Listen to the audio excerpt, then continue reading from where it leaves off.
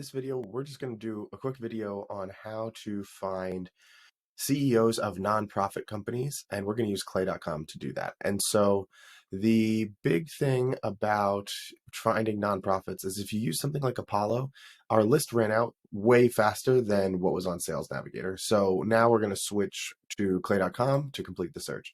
So we're just going to hit new table, and then we're going to hit companies, and then we're going to hit find companies from LinkedIn. And then when we see all of the filters over here, we're going to select one or more company types, and we're just going to pick nonprofit. And then we specifically need them to be in, oh, whoops. We specifically need them to be in New York. Whoa. Oh, countries, whoops, United States. Yeah, we need them to be in New York, New Jersey. Well, ideally we need them to actually be in New York City. So we'll do that first. Then we'll hit preview companies and we'll just let this load. So now we have 933 companies, which sounds pretty correct. And so now what we're going to do as well is I'm going to add cities that would be good fits, and they're just outside of the city. So I just added some of these cities, which they'd be able to commute to the city pretty easily. And so now we have all of these nonprofits. And so we're going to import this because this is going to be a lot more to work with. Now we have this list of companies, and I'm just going to name it so it doesn't get lost.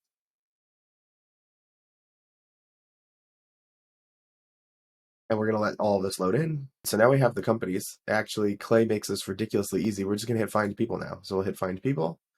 We're going to use the LinkedIn URL here. And now we're just going to put in every variation of the founder of the company. So Clay, I tell everybody, this is a exact match search, not a fuzzy match search. So if you put in founder, it's not going to automatically get president. So we need to put in every variation that somebody would use. And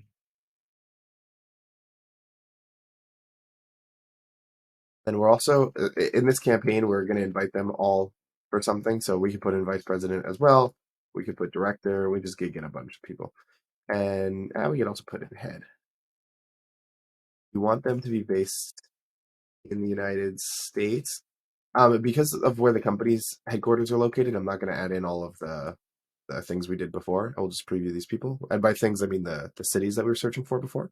And so now we have the list. I do have to admit that there's more people outside of the New York City area than I thought there would be. So I am going to remake this list. And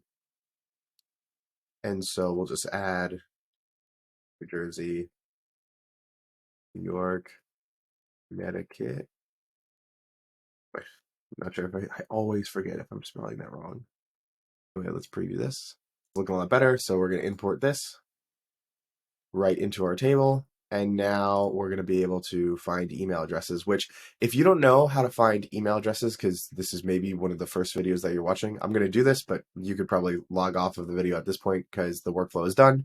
We're just going to wait for this to load a little bit. Here it comes. And so now we have the person's full name and company domain and the LinkedIn profile, but we really need the full name and the company domain. And so we're going to go to our waterfall. I am actually going to switch these, and I'm going to take it. So the reason I switch is because I have a Datagma API key. So I just like to use the Datagma API key instead. And I took drop contact out. Drop contact has a really, really high accuracy. It just doesn't, it charges you even if they don't find an email address. And for this list, I don't want to do that. So we're going to run this. And so basically what's happening is this is going to check Datagma first. And if it finds a valid email address, then it's going to find, then it's not going to move to find email. And then we're going to go to find email. And then it'll end the flow after that, actually. So here we have it running. And so it's just going to try to find these people's email address. No valid email found with Datagma, but find email is right up behind it.